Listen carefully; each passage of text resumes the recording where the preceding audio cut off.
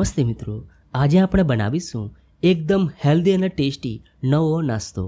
આ નાસ્તાને તમે બાળકોને ટિફિનમાં આપશો તો બાળકો પણ ખુશ થઈ જશે, એટલો ટેસ્ટી લાગે છે। તો વિડીયો ગમે તો લાઈક કરજો અને ચેનલને સબસ્ક્રાઈબ કરવાનું ભૂલતા નહીં। તો ચાલો હવે બનાવીએ।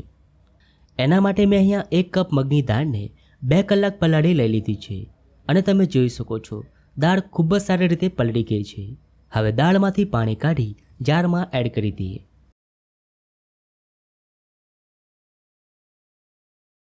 સાથે તેમાં એડ કરીશું 5 લીલા મરચાં, 8 થી 10 લસણની કળી, 1 ઇંચ આદું અને 2 ટીસ્પૂન જેટલું પાણી એડ કરી સ્મૂથ બેટર બનાવી લઈએ। તો એકદમ સ્મૂથ બેટર બનીને તૈયાર છે।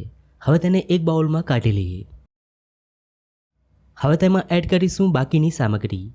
તો અડધો કપ ઝીણી સમારેલી મેથી, 1 ઝીણી સમારેલી ડુંગળી, અડધું ઝીણું સમારેલું કેપ્સિકમ, અડધો ટીસ્પૂન હળદર, અડધો ટીસ્પૂન ધાણા જીરું પાવડર અને સ્વાદ પ્રમાણે મીઠું એડ કરી એકદમ સારી રીતે મિક્સ કરી દઈએ।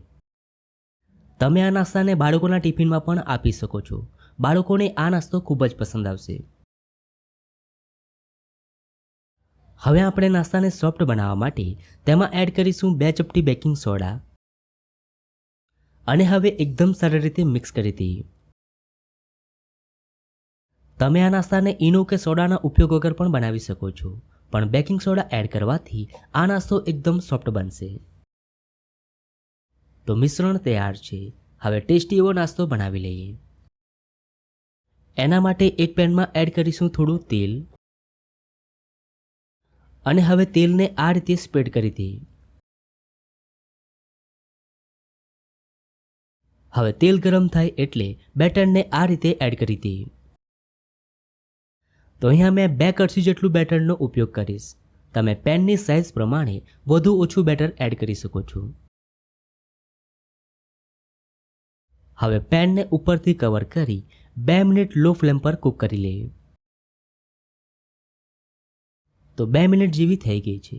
હવે નાસ્તાની સાઈડ ચેન્જ કરી દઈએ। તો તમે જોઈ શકો છો ખૂબ જ સરસ ગોલ્ડન કલર આવ્યો છે। હવે કિનારા ઉપર આ રીતે થોડું તેલ એડ કરી દઈએ અને હવે બીજી સાઈડ પણ 2 મિનિટ લો ફ્લેમ પર કૂક કરી લઈએ। તો ફક્ત 4 જ મિનિટમાં ટેસ્ટી એવો નાસ્તો બનીને તૈયાર છે। બંને સાઈડ ખૂબ જ સારી રીતે કૂક થઈ ગયો છે। હવે તેને સર્વિંગ પ્લેટમાં કાઢી લઈએ। તો એકદમ હેલ્ધી અને ટેસ્ટી નાસ્તો બનીને તૈયાર છે।